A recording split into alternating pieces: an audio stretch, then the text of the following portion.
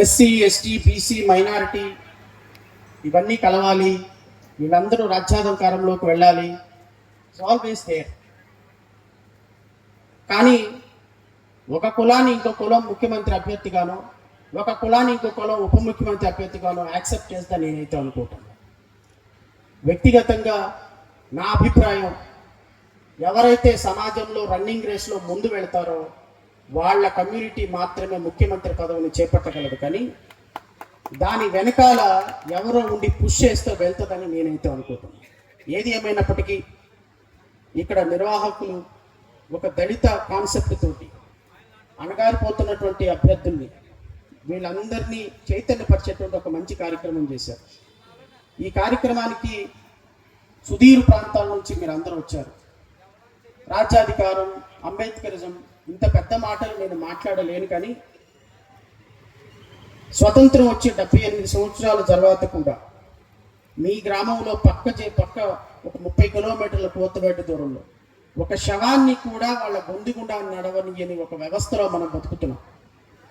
మళ్ళీ మన సంబంధించినటువంటి వాళ్ళే ఆ సినిమాలు చూడటం కోసం 500, 600 రూపాయలు, 700 రూపాయలు పెట్టి వెళ్ళి సినిమాలు చూసి మళ్ళీ సాయంత్రానికి ఇంటికి వచ్చి ఆ పచ్చడి మెతుకులు వేసుకుని ఆ చాప మీద పడుకునేటువంటి ఫ్యామిలీస్. చైతన్యం లేకపోవటమే, అవగాహన లేకపోవటమే. మన ఓటు మన పరిపాలన. మన ఓటు మన పరిపాలన అవ్వదు. సో ఒక నాయకుడు రావాలి. అది సునీల్ కుమారా, శ్రవణ్ కుమారా, విజయ్ కుమారా, హర్ష కుమారా, నాకైతే తెలియదు. మీ సమాజం మొత్తం నిర్ణయం చేయాలి. ఎవరితో కలిసి పనిచేయటానికైనా సిద్ధపడి ఉన్నాం. నేను ఈ వేదిక నుంచి ప్రకటిస్తున్నాను. సునీల్ కుమార్ గారు రేపొద్దున అద్భుతంగా ఈ జాతికి రాజ్యాధికారం సాధించే అవకాశం ఉంటే ఆయన నాయకత్వంలో పనిచేయడానికి నాకైతే ఇబ్బంది అయితే ఎందుకు అంటే మా తరం అయిపోయింది. మేము ఆలోచిస్తుంది భావితరాల కోసం. నేను ఈ రోజు ఇవన్నీ వదిలేసిన నెలకి 20 లక్షలు సంపాదించగలిగిన క్యాలిబర్ ఉన్న వ్యక్తిని, ఇవన్నీ వదిలేసిన అద్భుతమైనటువంటి లైఫ్ అనుభవించగల వ్యక్తి సునీల్ కుమార్ గారు. ఎవరికి వ్యక్తిగత జీవితాల్లో లోట్లేదు. కానీ మేము ఆలోచిస్తుంది మన భావితరాల కోసం. మేము ఆలోచిస్తుంది ఈ విధంగా జాతి నిర్వీర్యమైపోతే భవిష్యత్తు తరాలు ఏమైపోతాయో అనే ఆలోచన. ఈ ఆలోచనకి మీరు ఊతం ఇవ్వకపోయినా పర్వాలేదు, దయచేసి కాళ్ళు పట్టు మాత్రం పక్కకు లాగొద్దు అనేది నేను ఈ వేదిక ద్వారా మిమ్మల్ని అందరినీ కూడా కోరుతున్నాను. సునీల్ కుమార్ గారి మీద ఒక పాశవికమైన దాడి జరుగుతుంది. ఎంతమంది ఖండిస్తున్నారు? సో మన జాతి కోసం పోరాడుతున్నటువంటి నాయకుల మీద కూటమి ప్రభుత్వం కావచ్చు గద్దల్లాగా మీద పడుతుంటే మీకోసం పోరాటం చేసేటువంటి మాలాంటి వాళ్ళ పక్కన నిలబడవలసింది మీరే. మీరు కాకపోతే ఇంకెవరు నిలబడతారు మా వెనకాల? అలాగని చెప్పి మీరేమి మా దగ్గరకు వచ్చి కాపలాక మీరు అనటల్లా. ఒక మోరల్ సపోర్ట్.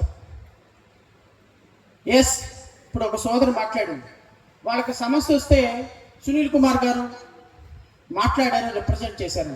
సునీల్ కుమార్ గారికి సమస్య వస్తే ఆ సోదరు కూడా రావాలి అంటాను. ఆ సోదరికి వచ్చినప్పుడే రేపొద్దున మాలాంటి వాళ్ళ యొక్క వాయిస్ కొంచెం నిలబడగలరు.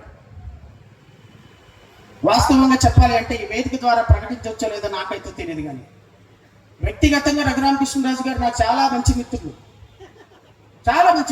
వి use to talk every day before Sunil Kumar episode. Before that ఈ మూమెంట్ రఘురామకృష్ణరాజు సునీల్ కుమార్ గారిని అటాక్ చేసిన మొదటి క్షణం నుంచి నాకు ఆయన శత్రువు అయిపోయింది. ఎందుకు అయ్యారు? I don't know.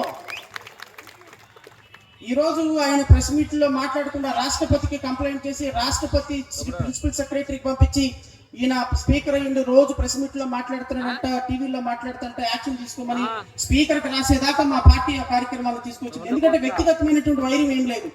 మా జాతిలో ఒక వ్యక్తిని దాడి చేస్తున్నప్పుడు దానికి మా సపోర్ట్ ఉండాలి అనేటువంటి ఒక చిన్న కార్యక్రమం.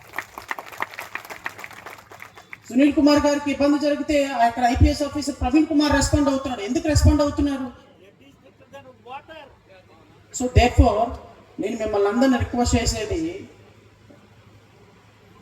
మీకోసం ఎంతో కొంత చేయడానికి మేము రెడీగా ఉన్నాం. మా మీద దాడి జరిగినప్పుడు మాత్రం, మా మీద కూటమి ప్రభుత్వాలు పోలీసు వ్యవస్థతోటి ఇంకొక వ్యవస్థతోటి దాడి చేస్తున్నప్పుడు